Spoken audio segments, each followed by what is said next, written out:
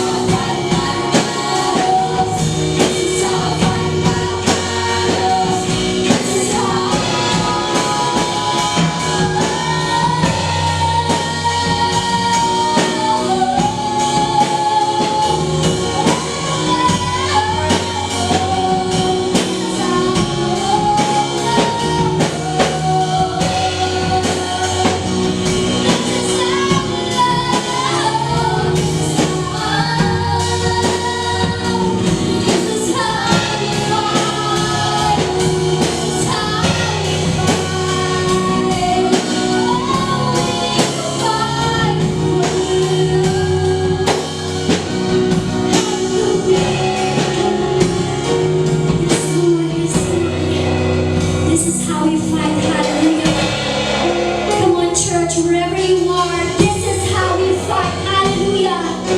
Wherever you are, whether you're at home, at work, whether you're doing something, hallelujah. This is how we fight, church. This is how we fight. We are surrounded, but we are surrounded by Him. Hallelujah. Let's declare this morning. Yes, Lord. Yes, Lord. Yes, Jesus.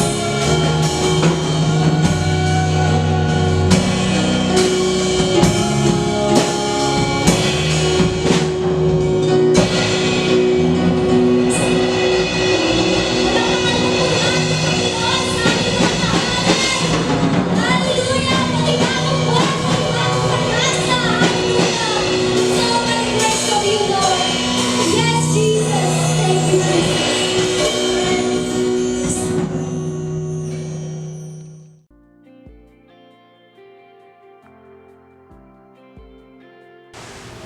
Magandang umaga muli sa bawat isa sa atin. Narinig po ninyo ang ating pong sama-samang pag-awit at pagsamba. At nawa po patuloy na maranasan po natin ang hamon ng bagong panahon ito na magaman hindi po tayo sama-sama pero nagkakaisa po ang ating puso na sumasamba, umaawit at patuloy na binibigyan ng tuwang ang salita ng Panginoon na magbigay ng kalakasan sa bawat isa sa atin. Ngayon pong umaga ay samahan po ninyo ako para sa pag-aaral sa buhay ni David sa kanyang pagsisimula. Kasunod po ito ng pinag-aralan natin noong nakaraang linggo at sa mga susunod pa pong linggo. Buksan po natin ang atin pong mga banal na kasulatan sa unang Samuel sa chapter 17 verse 28 and 29. Ganito po ang sinasabi sa mga talatang ito from the King James Version. And Eliab, his eldest brother, heard when he spoke unto the men, and Eliab's anger was kindled against David. And he said, Why comest thou down hither? And with whom hast thou left those few sheep in the wilderness? I know thy pride, and the naughtiness of thine heart, for thou art come down that thou mightest see the battle. And David said, What have I now done? Is there not a cause? Hallelujah. Tayo po'y lumapit sa Panginoon sa panalangin. Maraming salamat po sa sandaling ito. Kami po'y dumudulog sa iyo. Hiningi po namin ang iyong pangunguna sa aming pong sama-samang pag-aaral ng iyong banal na salita. Mausap ka sa bawat isa sa amin. Samahan mo po ako, Panginoon, sa paghahayag nito. Ikaw po ang tunay na maghayag ng iyong kalooban sa bawat isa sa amin. At yun nga po maranasan po namin, Panginoon, ang pagpapanibagong lakas. Maraming salamat po sa ngalan ng Panginoong Jesus. Amen. Hallelujah. Purihin po ang Panginoon. We have studied the story of David's anointing last Sunday. At ngayong araw pong ito ay nais ko pong pag-aralan natin ang pakikipagbaka ni David laban sa higanting si Goliath. Hindi po ito nakatagong bahagi ng kasaysayan sa banal na kasulatan. Maaring sa marami sa atin ay isa ang kwentong ito sa mga narinig na po natin mula po sa mga kwento sa mga bata, ng mga bata pa po ang marami sa atin. Pero sa likod po ng kasaysayang ito ay marami pong aral tayong matututunan. Pero hayaan niyo pong balikan natin ang kwento ng kasaysayang ito. Ayon po sa nakapaloob na kwento nga sa buong kabanatang ito, ang buong bayan ng Israel ay nasa mahirap na kalagayan ng mga panahon yun. Si Haring Saulo ay malayo na sa Panginoon. At ng mga sandaling ito, ayon sa kasaysayan, sila ay nakikipagbaka sa mga Pilisteo. Mga tao na naiwan nung sila ay binigyan ng Panginoon ng pagkakataong lusubin ang lupang pangakong ito. Kung paano sinabi ng Panginoon na ubusin nila ang lahat ng nakatira dito, pero hindi nila nagawa. Kaya ang mga taong ito, ngayon ay tulad sa isang tinik sa kanilang tagiliran na kahit anong gawin nila ay hindi nila madaig. At lalo na ng mga panahon ito na ang kanilang pinuno ay sumaway na sa kalooban ng Panginoon. At higit pa rito, makikita natin na mayroong isang mandirigma na siyang pinaka malakas na armas ng kanilang mga kaaway ng mga sandaling iyon, isang higante na sa kanilang harapan ay humahamon araw-araw ayon sa kwento sa loob ng 40 araw na hinahamon ang mga Israelita na ito. Hinahamak niya, hindi lamang sila kundi ang kanilang Diyos na pinaglilingkuran at ang kanyang hamon kung madataig siya, sila ay magiging alipin. Pero kung siya ang mananahig, magiging alipin nila ang bayan ng Israel. Paulit-ulit na ininsulto niya ang bayan ng Israel. Ang mga mandirigmang ito, ang hukbo ng Israel. Pero ang nakakalungkot niya, wala nang lakas ng loob ang sino man sa kanila. Lahat sila ay pinamayanihan na ng takot mula sa kanilang hari hanggang sa pinakahamak na sundalong kasama nila. Ito ang nakalulungkot na kalagayang kanilang kanilalagyan. Pero isang araw, ayon sa sinasabi ng banal na salita ng Panginoon, sinugo ni Jesse, ang kanyang bunsong anak na si David, doon sa kanilang pagdidigma iyon ng bayan ng Israel at ng mga Pilisteo upang dalhan ang kanyang mga kapatid na nakatatanda, yung 3 kapatid niya, yung kanyang mga kuya, ng pagkain ng tinapay at keso para sa kanila at para sa kanilang kapitan. At yung kanyang paglalakbay ay maaaring inabot ng kalahating araw at pagdating niya tamang-tama nung katanghalian, narinig niya kung paano sumisigaw itong higante na ito bilang hamon sa buong hukbo ng Israel. Pero habang pinakikinggan niya, nakita niya yung reaksyon ng mga sundalo na wala isa man sa kanila ang nagkaroon ng kusang loob o lakas ng loob na tumayo at mag-volunteer para labanan ang higante na ito. At sa kabila ng kanyang pagiging isang kabataan, sa panahon natin ngayon, maaaring sabihin natin, meron na rin siyang edad, pero nung kanilang panahon, halos may tuturing na musmus pa rin lamang siya sa edad na 20-year-old niya sa kanyang kalagayan.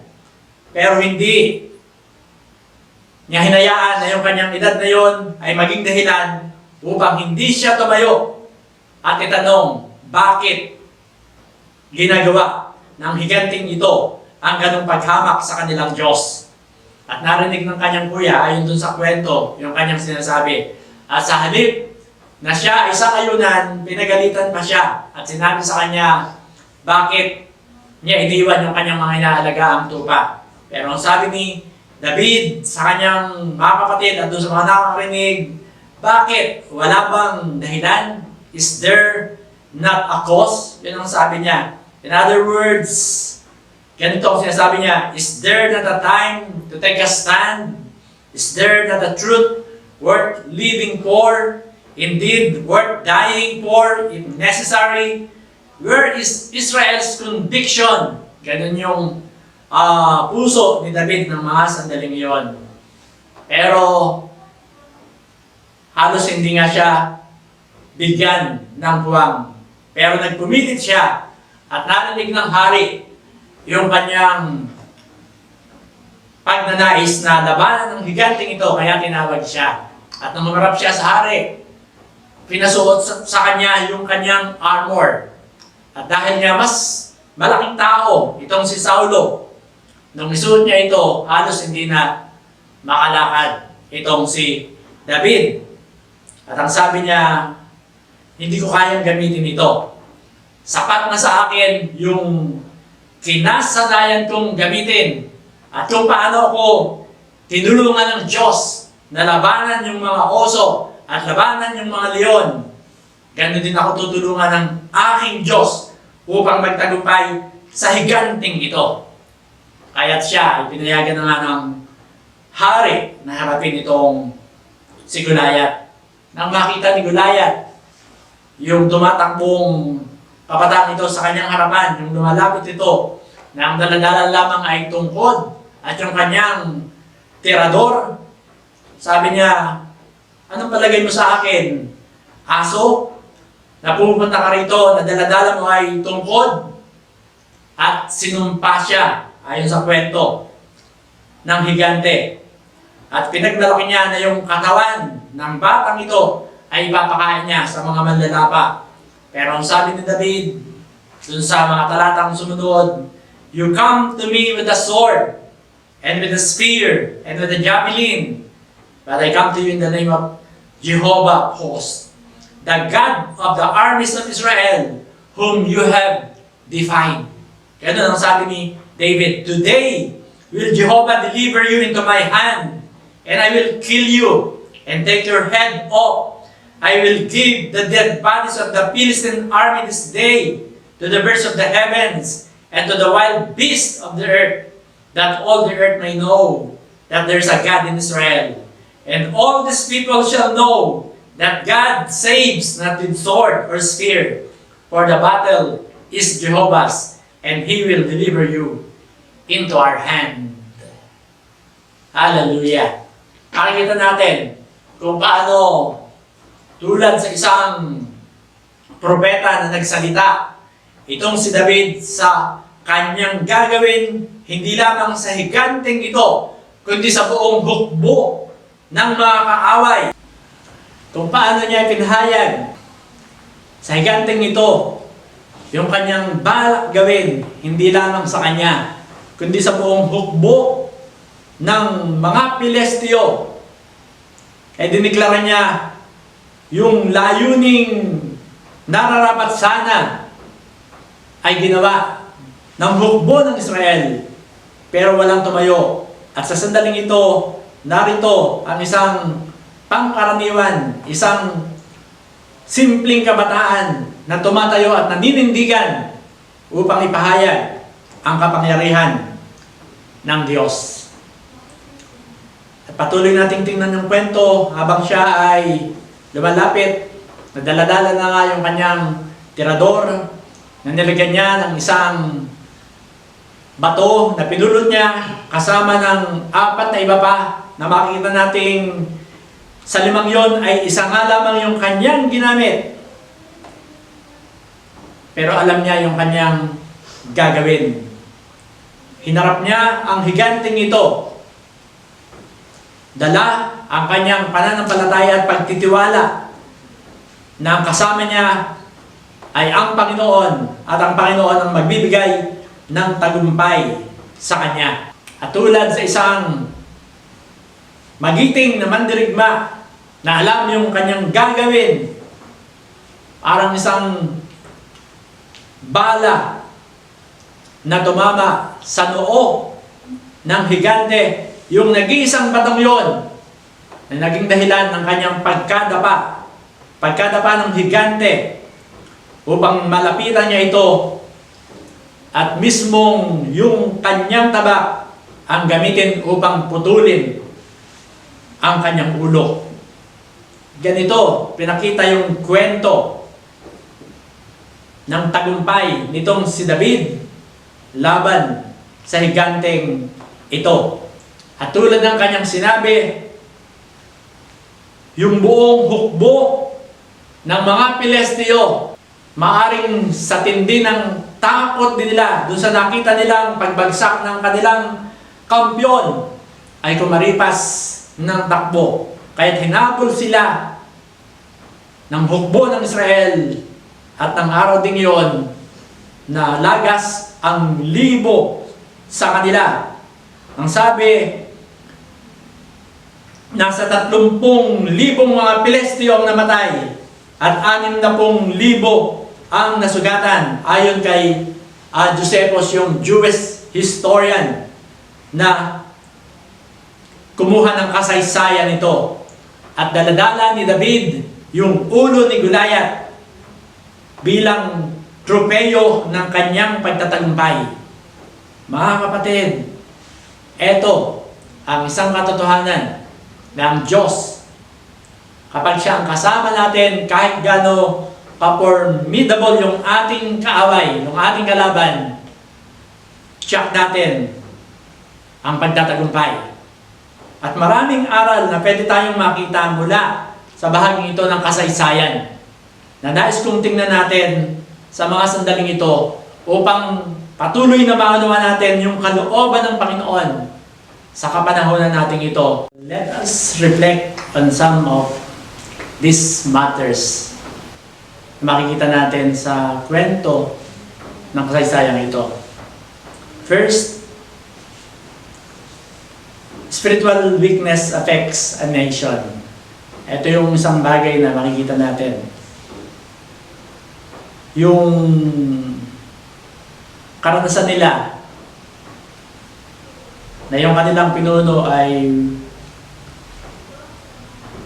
lumisan sa pagsunod, sa paglilingkod sa Panginoon, may national consequences na naranasan yung bayan.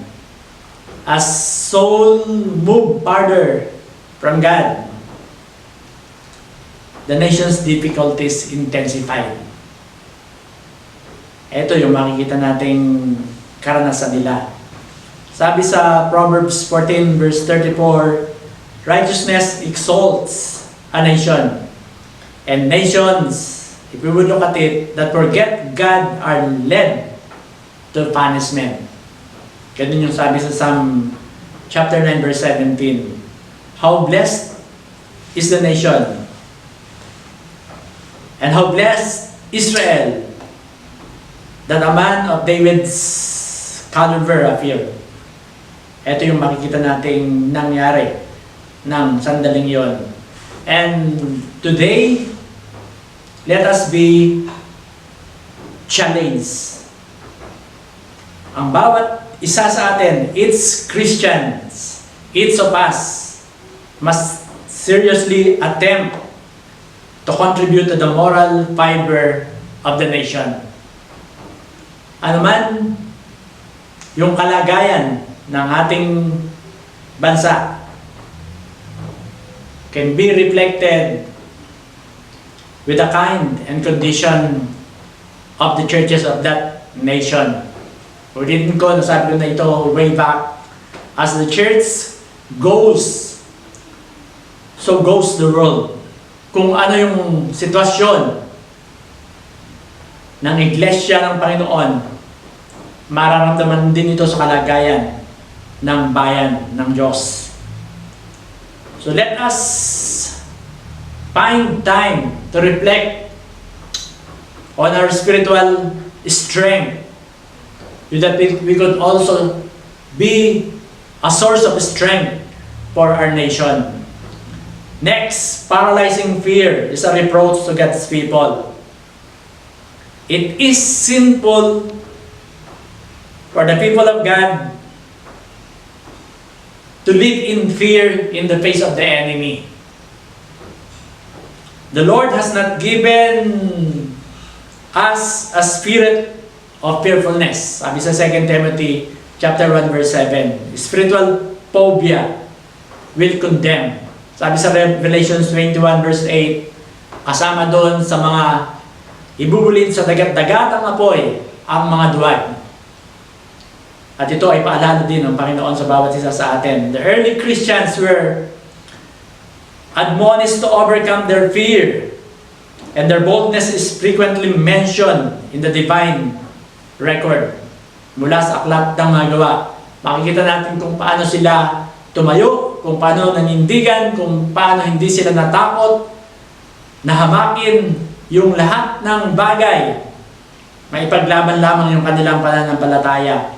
In a time when many of us are disposed to stay silent or remain neutral with advocates of error, it is refreshing to know that there are still those who will encounter the opposition, fight the good faith, and speak the truth in love. And there is a balance in battling for truth and exercising love. Ito yung dapat nating makita. Yes, there is the cost. Christianity is not a vacation. Christianity is not a cruise. Christianity is a cause.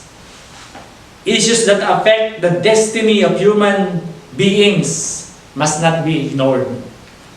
Crucial truths cannot be sacrificed on the altar of tolerance and diplomacy. We cannot cry, peace, peace, and there is no peace. Hindi pwedeng manahimik na lang tayo. Is the cost nothing to you? Sabi sa Lamentation chapter 1 verse 12, all you who pass by. Mayroon tayong ipinakikipaglaban at dapat tayong matutong manindigan. Pangatlo, everyone has something to contribute.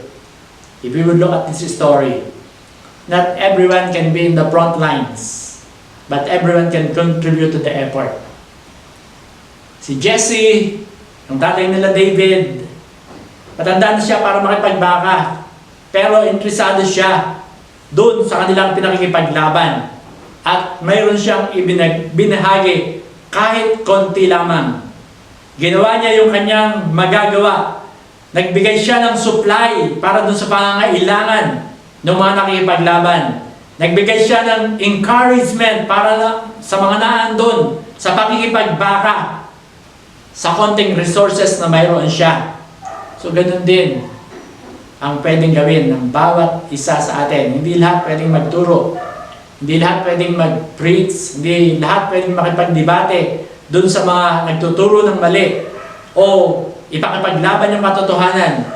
Pero yung hindi kayang gawin yung bagay na ito, mayroong personal na bagay na pwede silang maiambag. At kung hindi ito magagawa, kung hindi natin ito gagawin, matutulad tayo sa mga traidor na hindi nakaisa doon sa laban ng ating Panginoon.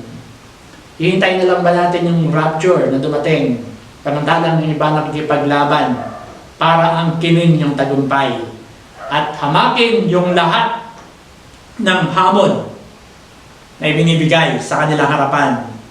Mga kapatid, ito yung paalala ng Panginoon sa bawat isa sa atin. If we have seen so many challenges given sa mga social networks natin, nawa makita rin natin yung challenge ngayon ng ating Panginoon na ipakilala at patuloy na gamitin yung magagawa natin to challenge men and women to come closer to Him. Number 4, defying God has consequences. Ito yung makikita natin kay Goliath. Hindi pwedeng habang panahon na hamak-hamakin ang Diyos ni Numan at laitin yung kanyang mga anak. Kahit minsan ginagamit ng Panginoon yung mga masasama para parusahan yung mga anak niyang nagkakamali.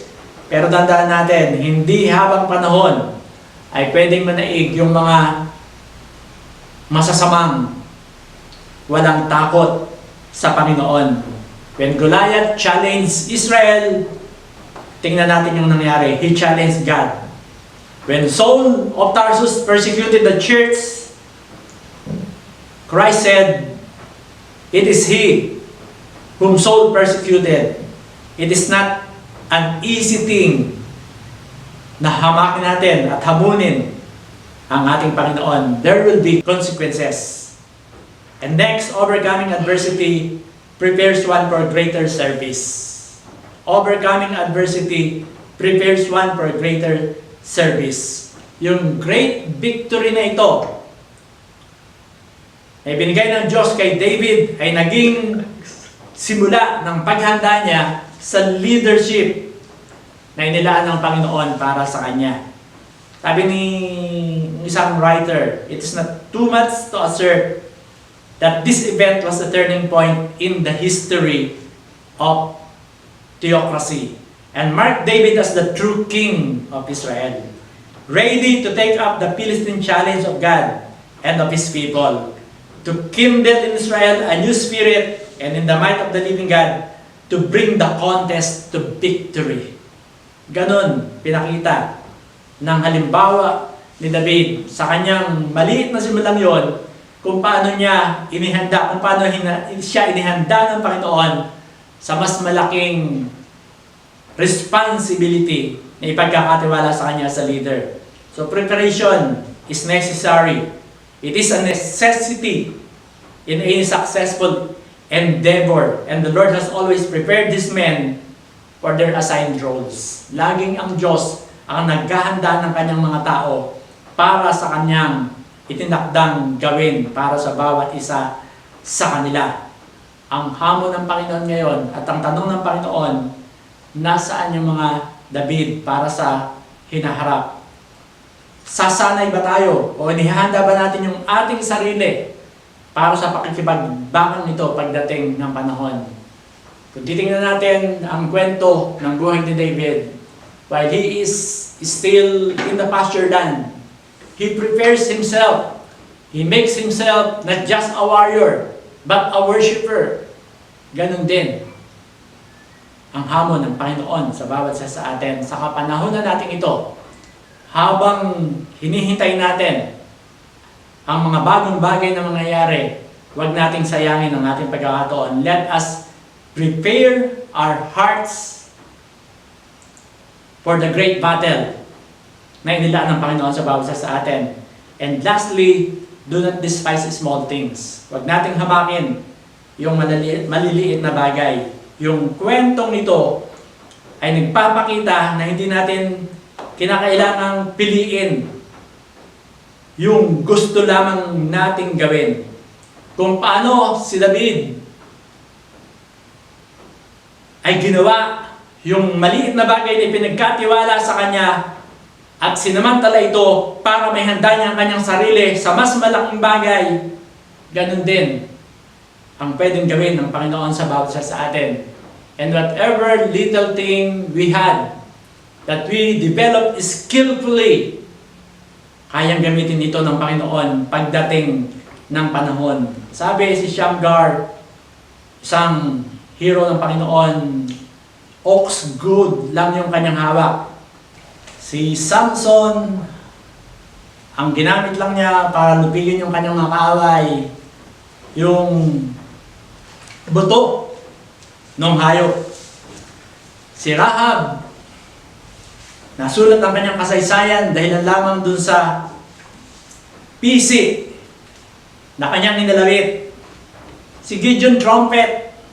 Si David, sling. Si Moses, tungkod. Si Dorcas, karayom. Pero lahat sila ginamit ng Panginoon. Ikaw, anong meron ka? Ano yung ipinagkatiwala sa iyo ng Panginoon? Kung inaakala mo, napakaliit nito. Pero tandaan mo, kung ito ang ipinagkatiwala sa iyo ng Panginoon na gamitin mo para ipakita ang kanyang kapangyarihan pagdating ng panahon, hindi masasayang yung maliit na bagay na yun na mayroon ka.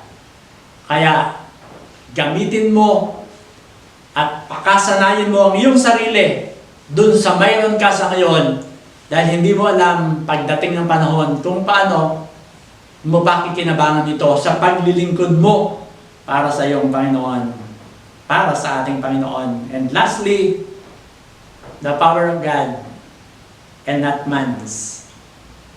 In this story, makikita natin yung laban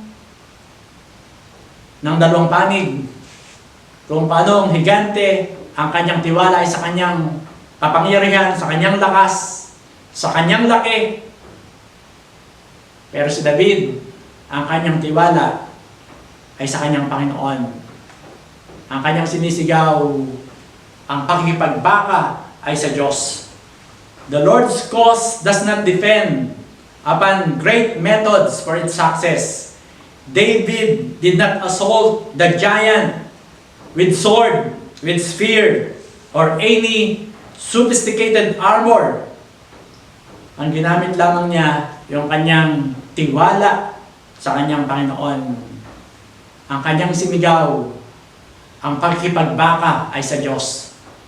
Ito rin yung paalala ng Panginoon sa bawat isa sa atin na hindi natin dapat kalilimutan sa laban ng ating buhay, sa mga higante na maaaring nating kaharapin. Tandaan natin, hindi lakas sa lakas, hindi sa laki at sa tapang, kundi sa Diyos na ating pinagtitiwalaan, lamang natin makakamtan ang ating tagumpay. Mga kapatid, alalahanin natin at limilimiin ang mga karansang ito ni David, kung paano siya inihanda ng Panginoon upang maging hari ng Israel pagdating ng panahon. Walang nakakaalam sa atin kung ang mga nakikinig sa ngayon ay mayroong great destiny na inila ng Diyos pagdating ng panahon. Maaaring ngayon, ang akala ninyo ay walang magandang kinabukasan kayong kinakaharap. Pero kung ang inyong buhay ay ilalagak ninyo sa Panginoon at gagamitin nyo, maging yung mga idle moments ninyo, hindi para sa inyong mga pansariling bagay lamang, kundi sa pagsasanay ninyo at paghanda ng inyong sarili para sa mga darating na panahon. Tandaan ninyo, may tamang panahon na ito ay pagkakaloob at ibibigay ng Panginoon para sa inyo. Mga kapatid, tanggapin natin ang hamon ng ating Panginoon. Pagpalain tayong lahat ng ating Diyos. Tayo'y manalangin. Maraming salamat po sa sandaling ito, Panginoon. Lord, tunay nga po na nakikita po namin ang aming pong kalagayan. Kung ikukumpara po namin sa mga higante ng kasalukuyan, namin pong maaaring kinatatakutan ang mga bagay na hindi po namin kayang labanan sa sarili naming kakayahan. At tulad nga po, Panginoon, ng hukbong sandatahan ng Israel ay naging dahilan upang kami po ay maparalisa at matalo ng takot, madaig ng takot, at hindi na po makatayo upang lumaban. Pero salamat po, Panginoon, sa halimbawa ng isang David na bagaman isang kabataan, pero mayroon pong paninindigan at mayroong Diyos na kinikilala sa kanyang buhay na naging dahilan ng kanyang pagtatagumpay. Lord, hayaan mo na ang spirit na ito ni David ang siya nga pong maranasan ng bawat isa sa amin, sa aming buhay. Makita po namin at tunay nga pong madama na sa lahat ng pakikipagbaka at laban ng buhay, laging tiyak namin ang tagumpay kung paghahariin namin ang aming pong pagtitiwala at pananampalataya sa iyo lamang. Panginoon, hayaan mo na ang hamon ito ang siya nga pong maging patnubay ng bawat isa sa amin as we face this new season in our lives.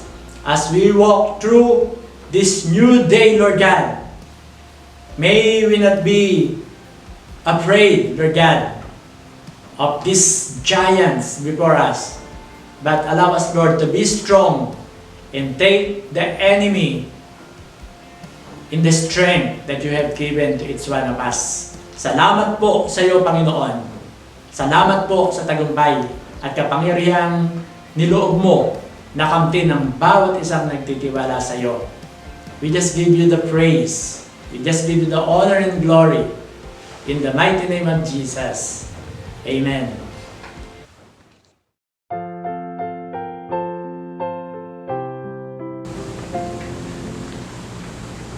Muli po, ihanda natin ang ating sarili sa ating pong pagsalo-salo sa alaala ng banal na hapunan.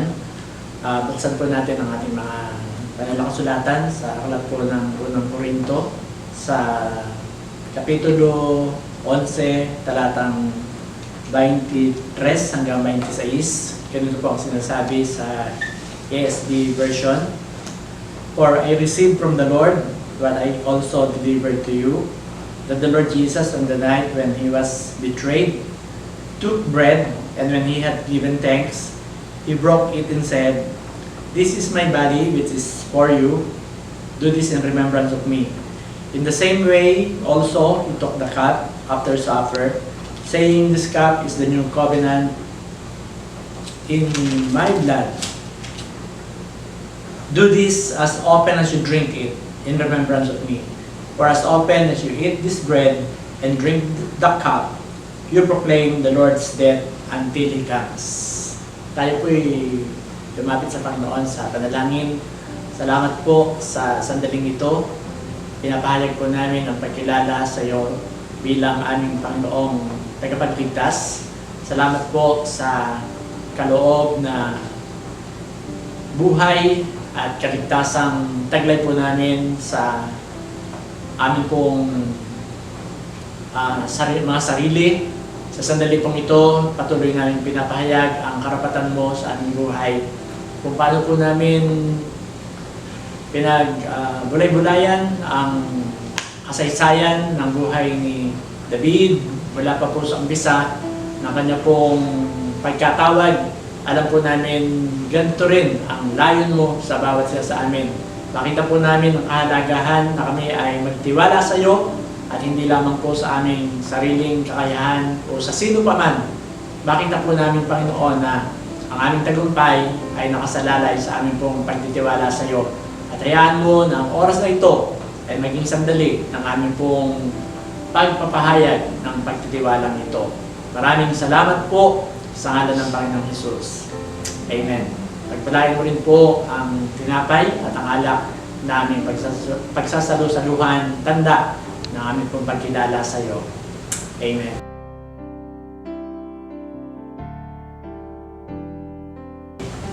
Tanggapin po natin ito ng may pasalamat sa ating puso. Kanin po natin.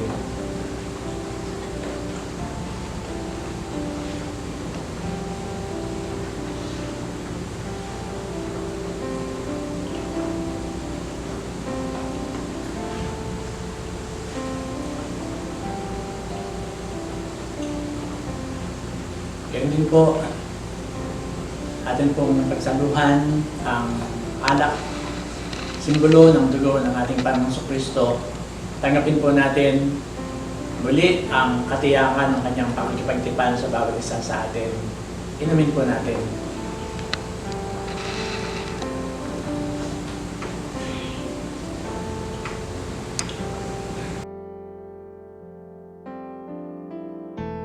Tuloy na pinapahayag po namin ang aming pong pagkilala sa iyong karapatan sa aming buhay. Sa sino man po na nangangailangan ng kagalingan sa oras na ito, pinapahayag po namin ang iyong kapangyarihan. Salamat po sa pangako mo na sa pamagitan ng iyong mga latay na tinamudon sa krus, kami po ay iyong pinagaling. Ihayag mo, Panginoon, ang katotohanan ng iyong kapangyarihan ito sa buhay ng bawat isa sa amin.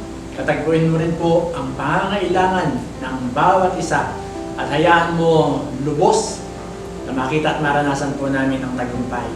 Salamat po. Muli ito po ang aming pong samot dalangin sa ngalan ng Panginoong Hesus. Amen.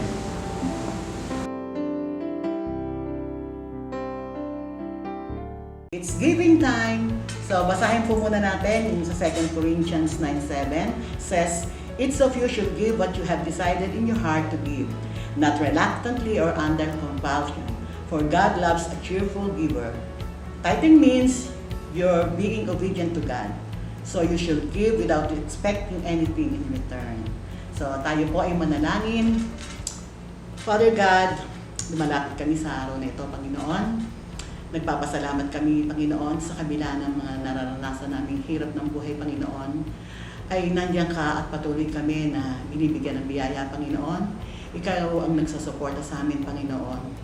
At dapat lang, Panginoon, na ibalik namin sa iyo ang binibigay mo sa aming biyaya. Lord, salamat dahil sa kabila ng mga mahal na bilihin, sa kabila ng talaga namang kung tutuusin hindi mo na minsan kakayanin, pero Panginoon, nandyan ka at patuloy mo kaming ginagabayan. Patuloy na binibigyan mo kami ng biyaya, Panginoon. Napakabuti mo, Panginoon. Masyado pong ako may nagpapasalamat sa kabutihan mo sa aming buhay. We praise you, God, at salamat. Wala akong masabi kundi puro pasalamat sa iyo, Panginoon, dahil ikaw, Panginoon, ang nagpo-provide sa aming mga pangailangan. At Panginoon, dalangin ko na ang aming mga kapatid, Panginoon, ay maibigay din ang para sa iyo. Para po naman na magampanan natin, Panginoon, ang aming gawain sa aming simbahan. Dahil alam mo naman, Panginoon, na yun po ang kailangan upang makakuha pa kami ng mga tao, Panginoon, na mananampalataya sa iyo. Panginoon, salamat at ito po yung aming dalangin sa pangalan ni Jesus. Amen.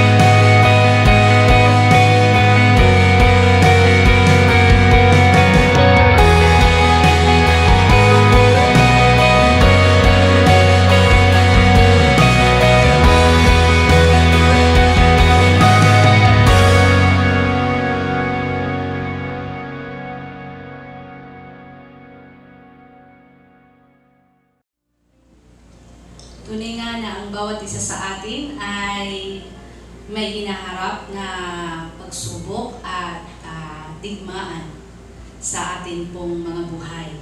At hindi po namin alam kung nasaan kayo sa mga oras na ito, sa pakikipagdigma, sa hamon ng buhay. Subalit, just like David, who fought Goliath, not with just his strength, but with the power of God. In the name of the Lord, he fought Goliath and he won the victory. So, sa oras na ito, sa ating pong pagtatapos, tayo po ay lumapit sa ating Panginoon. Samahan niyo po muli ako sa pananalangin. Hallelujah. Tunay nga po, Panginoon, nagpapasalamat kami sa iyo sa oras na ito. Maraming salamat sa mga salita mo na nagpapaalala sa amin na sa buhay na ito, Lord, na tinawag mo kami bilang mga anak mo, ay meron po kaming laban na hinaharap. Meron po kaming mga laban sa aming buhay na patuloy, Panginoon, na kinakailangan namin makipagbaka. At minsan man, Panginoon, makita namin na ang aming mga sarili, Panginoon, ay mahina at walang kakayahan na labanan o manindigan, Panginoon, sa gitna ng unos at digmaan na aming pong kinakaharap. Maraming salamat po na na tunay nga po nagpapaalala ang iyong mga salita na meron kaming Diyos na buhay. Diyos na kasama namin sa digmaan ng aming buhay.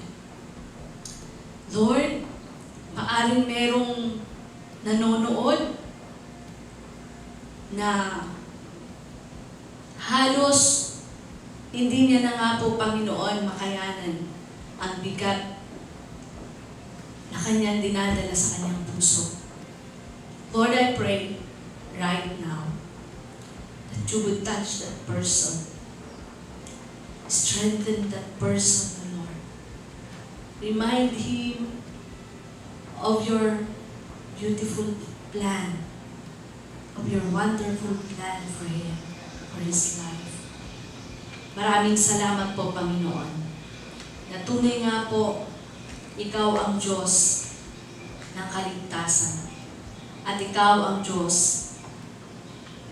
na nagbibigay, Panginoon, ng tagumpay. Maraming salamat po, Panginoon, na katulad ni David, maaring kami, Panginoon, ay mahina, kulang sa kakayahan, subalit naroon po, Panginoon, na sa tulong mo, kaya naming magtagumpay. Maraming salamat, Panginoon, sa iyong mensahe na patuloy na nagbibigay sa amin ng pananampalataya, nagpapatibay sa aming pananampalataya upang patuloy na panghawakan ang iyong mga salita. Maraming salamat, Panginoon, na tunay nga po sa tulong mo, lagi kakamti namin ang tagumpay. Maraming salamat, Panginoon, sa araw na ito na tunay nga po pinagpala mo ang iyong mga salita at napagpala ang bawat isa sa amin sa pakikinig. Lord, hayaan mo na maipamuhay po namin ito, Panginoon. Na patuloy kami na manindigan sa iyong mga pangako. Dahil ang iyong mga pangako, Panginoon, ay hindi magkakabulan. Ito'y lagi, Panginoong, mangyayari. Dahil ang iyong mga salita ay makapangyarihan. Maraming salamat, Panginoon. I pray, let your kingdom come and let your will be done upon our lives. In Jesus' name. Amen.